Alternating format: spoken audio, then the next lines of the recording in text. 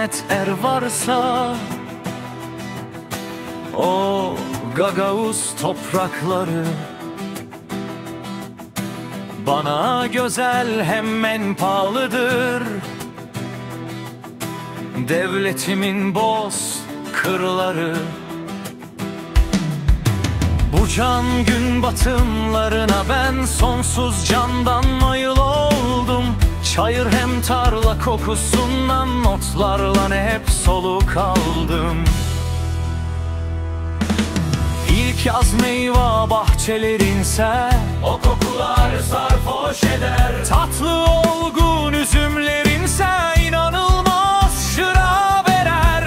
O şeftalilerin tadıysa sulu alma çıtırtısı. Armut hem dutların ballıdır, unutulmaz o tatları.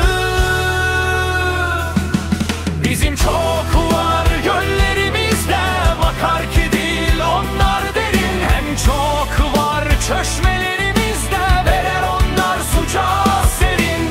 Beyaz peynirle anılmışız, kormalar şanlı bizde.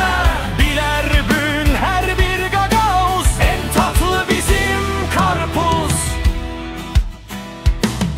Gagavuz ya çiçek açar, misafirleri çağırır.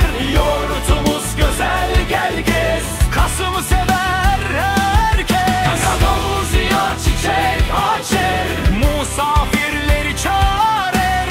Yurtumuz güzel gel gez, Kasım'ı sever herkes.